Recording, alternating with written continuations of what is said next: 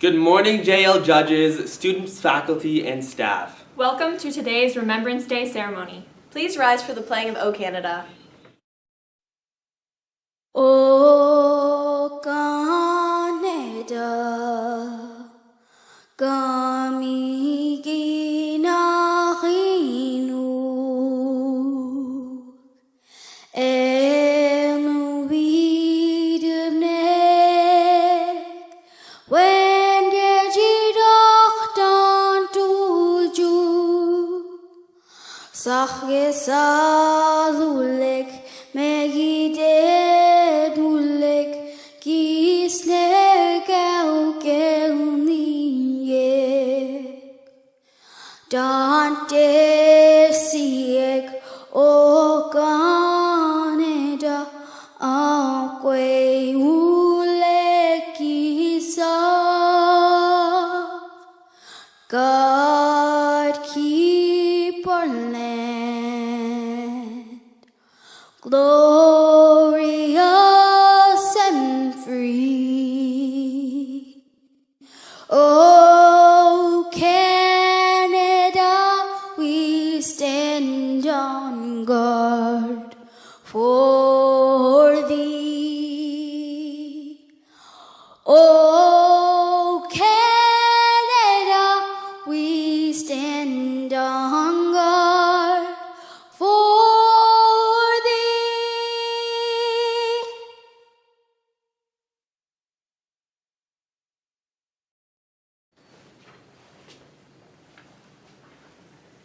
In Flanders Fields by John McCrae. In Flanders Fields the poppies blow, between the crosses, row on row, that mark our place, and in the sky the larks still bravely singing fly, scarce heard amid the guns below. Dans les champs de Flandre, les coquelicots fleurissent, entre quoi qui ligne par ligne. Marque notre place est dans le ciel, les alouettes chantant encore courageusement volant, à peine audible au milieu des fusils plus bas. We are the dead. Short days ago we lived, felt dawn, saw sunset glow, loved and were loved, and now we lie in Flanders Fields. Nous sommes les morts, il y a quelques jours encore. Nous vivions, sentions l'aube avant le coucher du soleil. Nous aimions et étions aimés. Et maintenant nous reposons dans les champs de Flandre. Take up our quarrel with the foe, to you from failing hands we throw. The torch be yours to hold it high, if ye break faith with us who die. We shall not sleep, though poppies grow in Flanders Fields. Nous reprenons notre querelle avec l'ennemi. À vous, de notre main tremblant, nous jetons. La torche à vous hisser vers le haut. Si vous nous sommes abandonnés, nous qui mourons. Nous ne trouverons pas la paix, bien que les coquelicots fleurissent dans le champ de Flandre.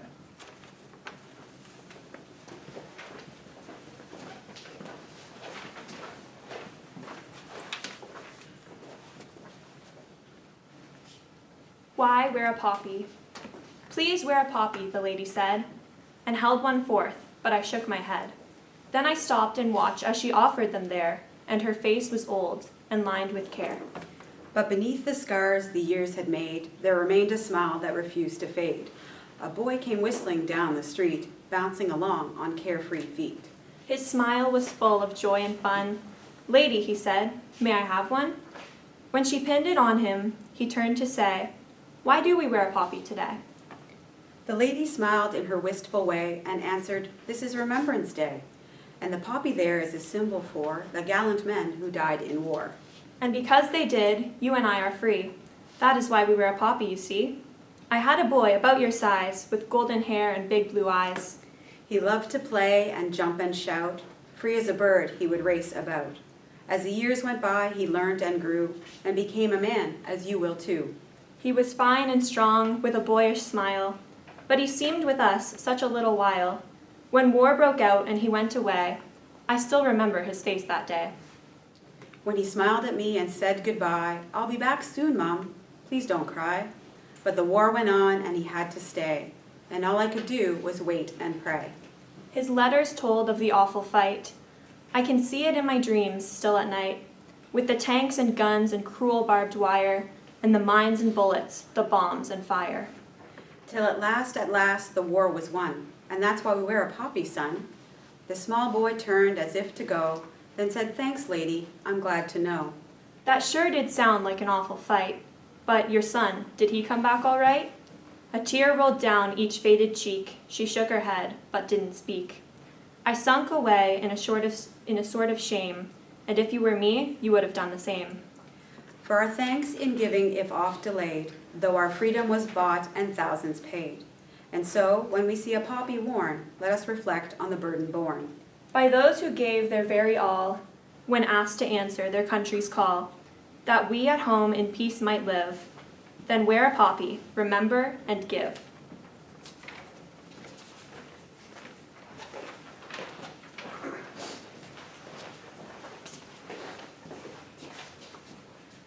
Canadian soldier Fred Adams wrote the following letter on May 2nd, 1915, to his aunt after experiencing the first German attack of the First World War near Ypres, Belgium.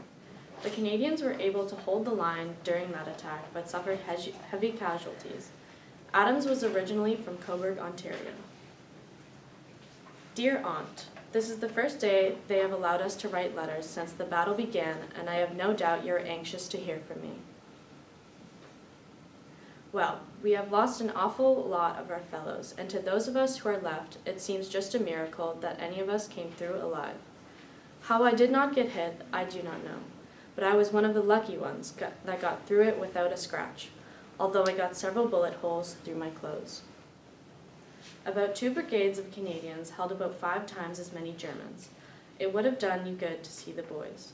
I did not see one show the white feather, but each had a set face and went right at it.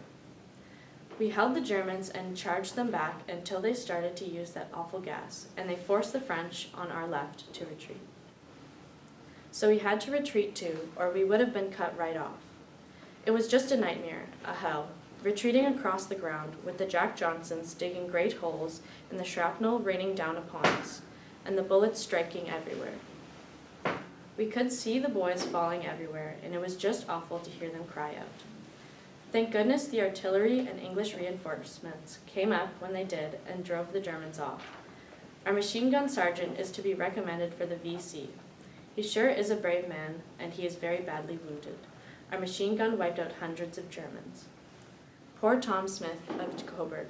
Tom is gone. I am very sorry for Miss Bolster, but Major Bolster died a brave death. He was the last of his company to leave the trench, and he had a smile on his face. We have lost 2 of our guns, and there are only 11 of us left out of the section. Well, all the boys did the best they could, and I, for one, am ready to do it again. Only I hope the war will soon end, for the sake of the poor parents, wives, and sweethearts of all the soldiers. Still, I thank God that I am spared, and I always pray that He will soon end the war. With love, Fred.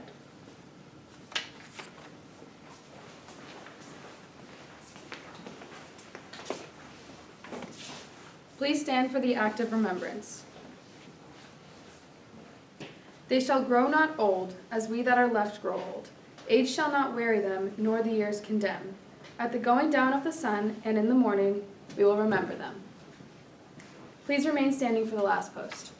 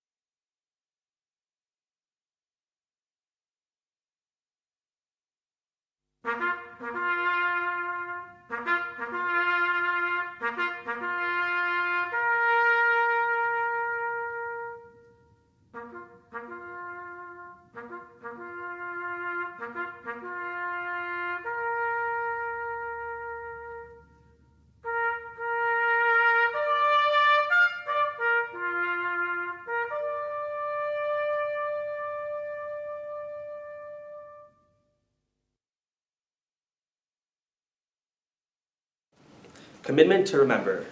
They were young as we are young. They served, giving freely of themselves. To them we pledge, amid the wings of time, to carry their torch and never forget. We will remember them. We will remember them. We will now play The Highway of Heroes.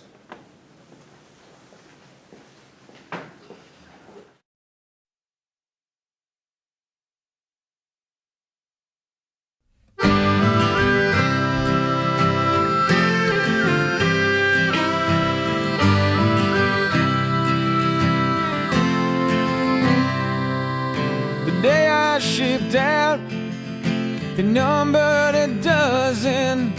Upon my return, we're 100 or so. From the coast and from the prairies, I bet they keep coming. Add one more name from Ontario and carry me home down the highway of heroes. People above, with the flags flying low. Carry me softly down the highway of heroes. True patriot love, there was never more.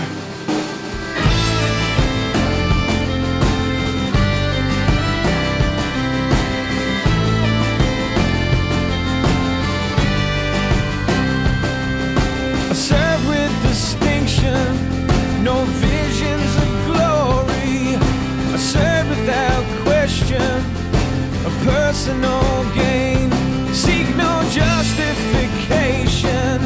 It's not part of my story, and it offers no comfort to the ones who remain. Just carry me home down the highway of heroes. People above, the flags flying low. Carry me softly down the highway of heroes. True patriot love, there was never more.